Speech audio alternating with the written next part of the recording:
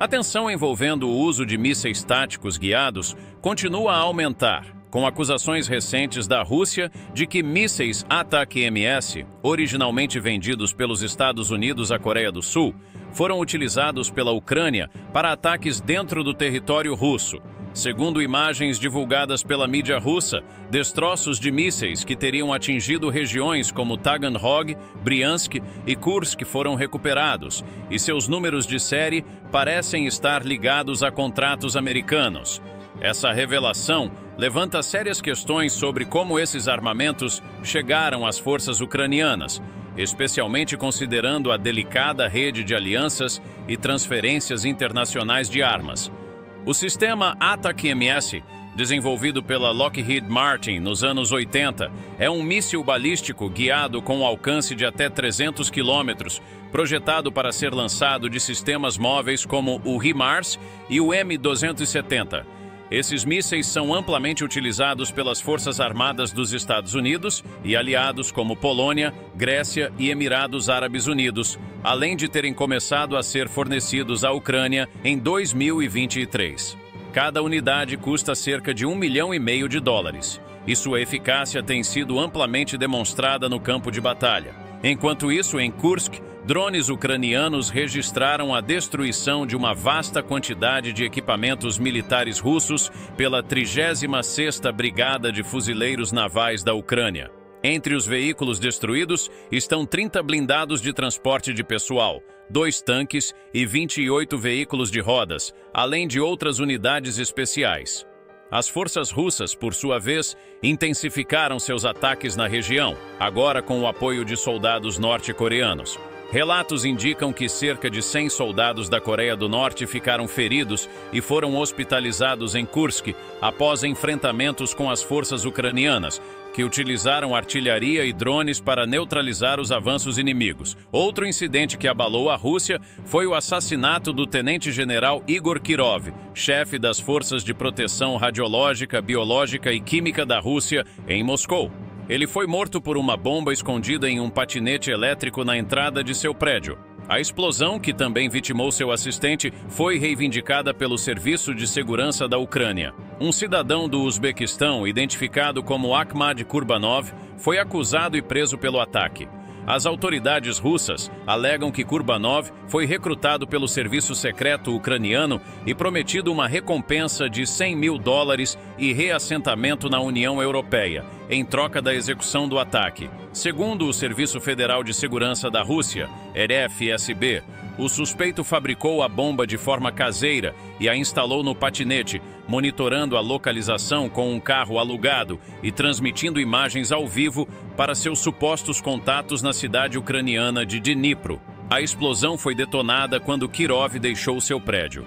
O incidente destaca o aumento das operações clandestinas no conflito, à medida que a guerra se intensifica em múltiplas frentes, tanto no campo de batalha quanto em atos de sabotagem urbana. Enquanto isso, na manhã de sábado, a Ucrânia levou a guerra ao coração da Rússia, com ataques de drones que atingiram edifícios residenciais na cidade de Kazan, localizada na região do Tartaristão, a mais de 61 mil quilômetros da linha de frente. Segundo a assessoria de imprensa do governador local, Rustam Minikhanov, 8 drones participaram do ataque. 6 atingiram prédios residenciais. Um atingiu uma instalação industrial e outro foi interceptado sobre um rio. Um vídeo verificado pela Associated Press, publicado no canal de notícias Astra no Telegram, mostra um drone colidindo com os andares superiores de um prédio de grande altura.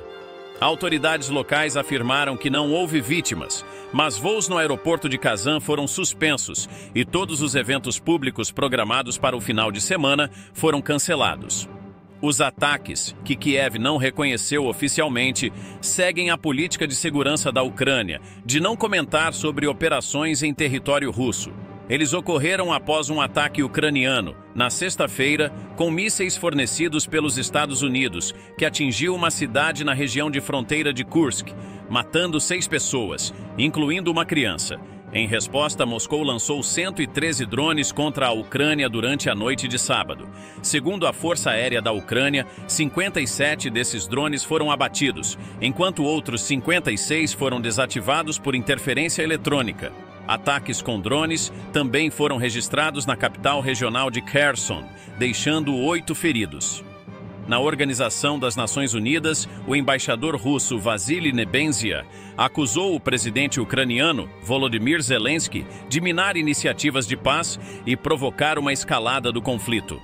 Essa tensão cresceu ainda mais após a Ucrânia disparar mísseis de longo alcance fornecidos pelos Estados Unidos.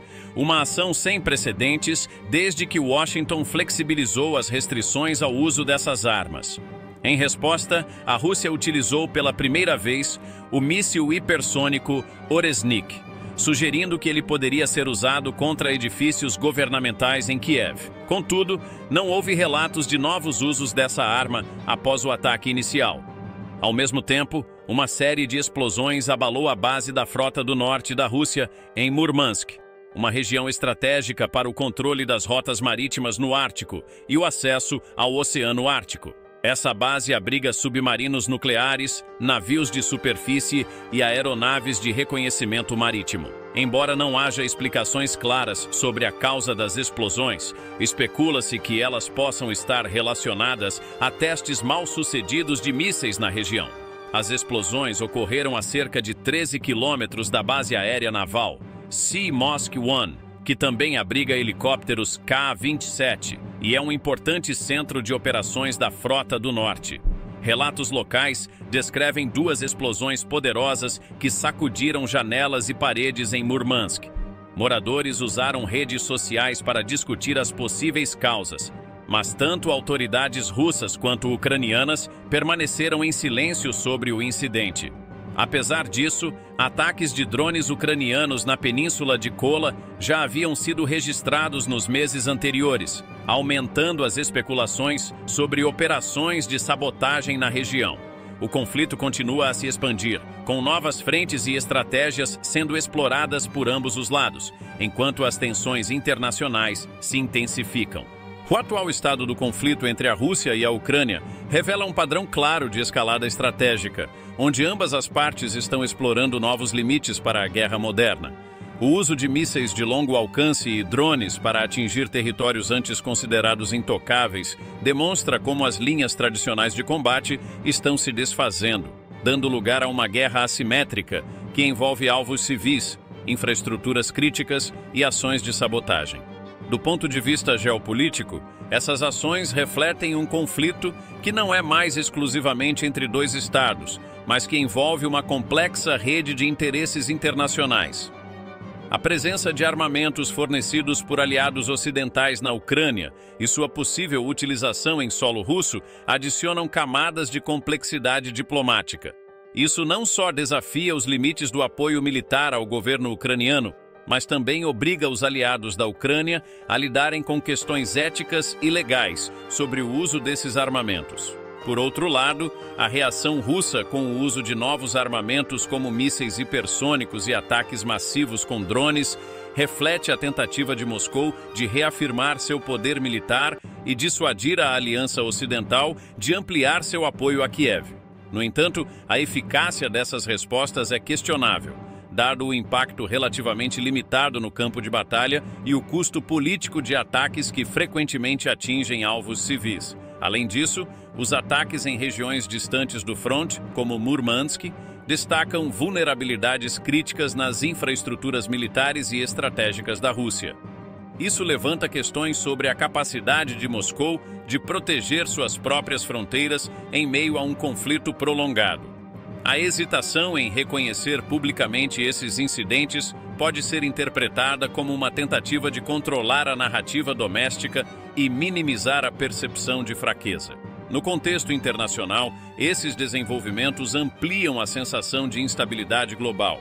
Países que dependem da segurança regional, especialmente na Europa Oriental e na região do Ártico, agora precisam reconsiderar suas estratégias de defesa e alianças. A guerra está se tornando um campo de teste para novas tecnologias militares e estratégias de combate, com implicações que ultrapassam em muito as fronteiras da Rússia e da Ucrânia. A grande questão geopolítica que emerge é até onde esses ataques e contra-ataques podem levar sem desencadear uma resposta maior das potências envolvidas. A linha entre o apoio logístico e a participação direta se torna cada vez mais tênue, enquanto o potencial de erro de cálculo estratégico aumenta exponencialmente. O mundo observa com apreensão, ciente de que qualquer escalada significativa pode redefinir o equilíbrio de poder global.